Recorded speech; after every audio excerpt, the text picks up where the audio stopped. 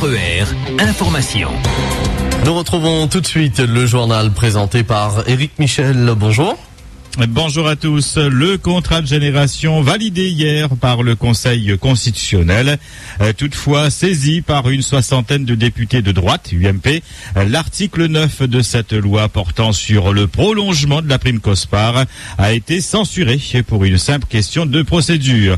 Le Conseil constitutionnel a estimé que cette disposition ne présentait pas de lien avec la loi initiale et qu'elle avait été introduite par amendement en première lecture au Sénat, qui est une procédure contraire à la Constitution. Une décision pour la forme, puisque le fond du dispositif n'est pas remis en cause. D'ailleurs, dans un communiqué, le Premier ministre Jean-Marc Ayrault affirme que l'engagement qu'il a pris le 10 décembre dernier de prolonger la prime COSPAR sera tenu. Le gouvernement réintroduira la disposition censurée avant la fin de l'année de la prochaine loi de finances. D'ici là, et avant même l'expiration des accords professionnels qui ont mis en place ces bonus, le gouvernement s'assurera que les entreprises n'auront pas à subir les conséquences de cette décision, déclare encore le Premier ministre. Alors que les prix des carburants et du gaz ont augmenté hier, la coopérative carburant d'intérêt régional et de public privé a lancé aussi hier sa plateforme de vente. Entre le 1er et le 15 mars, professionnels et particuliers pourront commander du gasoil routier entre 97 centimes et 1,05 € le litre. 7 millions de litres sont à la disposition de la coopérative. Tout se fait par lettre de crédit irrévocable pour plus de sécurité.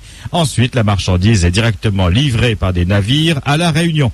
Par ailleurs, selon le dirigeant de la CCIRPP, Morad Guelalta, un conteneur de 1560 bouteilles de gaz est bientôt attendu. Le prix à l'unité tournerait autour de 13 €. Pour passer commande de votre carburant, tout d'abord, un site internet est à votre disposition, www.ccirpp.toyo-energie.com. Deux amendements de Jean-Jacques Vlody, co-signés par Patrick Le Breton et Jean-Claude Fruteau, ont été adoptés jeudi par la Commission des Affaires culturelles et de l'Éducation à l'Assemblée nationale. Un premier amendement propose d'appliquer dans les Outre-mer des approches pédagogiques spécifiques dans l'enseignement du français. En effet, la réalité linguistique des Outre-mer, à savoir le bilinguisme créole-français, oblige à une adaptation des méthodes d'enseignement.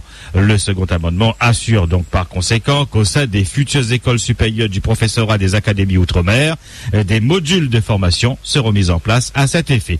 Jean-Jacques Vlody se félicite que ces demandes unanimes de toute la communauté éducative soient enfin prises en compte par l'éducation nationale. Une intersyndicale composée de la CGTR, de FO et de la FSU appelle à la manifestation mardi. Elle entend protester contre l'accord proposant de nouvelles règles dans le Code du travail signé le 11 janvier dernier par le patronat et la CFDT, CGC et la CFTC. Pour l'intersyndicale à La Réunion, cet accord casse le droit du travail et précarise à outrance. Elle demande aux parlementaires de rejeter ce texte qui sera présenté mercredi en Conseil des ministres. RER. Dans l'affaire de cambriolage et de trafic organisé avec Madagascar, 10 prévenus comparaissaient hier devant le tribunal correctionnel. Une série de cambriolages dans l'Est et des escroqueries au chèque ont permis à Shakira Abdallah Mamad d'envoyer vers la Grande Île 7 conteneurs remplis de voitures, de matériel électronique et informatique volés.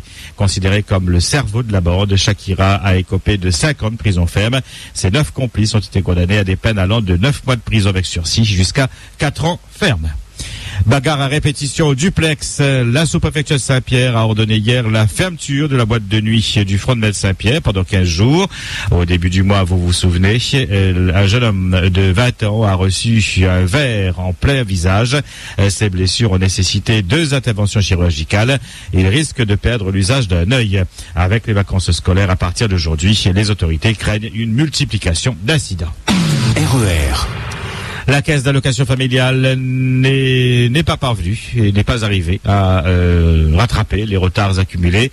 Conséquence, elle prolonge les fermetures de ses bureaux les mardis et jeudis pendant encore 2 semaines. En football, Montpellier a engrangé hier soir sa 3e victoire d'affilée face à Rennes en ouverture de la 27e journée de Ligue 1. Score final 2-0. Ce soir, Reims reçoit le PSG, Saint-Etienne, Nice, Lorient, Valenciennes, Sochaux, Nancy, Bastia, Ajaccio, Toulouse et Viantonon. RER. 8h05 sur RER. C'est la fin de ce 6-8 du samedi. Merci de votre attention. Bon week-end, bonnes vacances aussi pour les scolaires. Et nous, on se retrouve tout à l'heure à 12h30 pour le journal à la mi-journée. RER, la radio qui vous transporte sur toute l'île.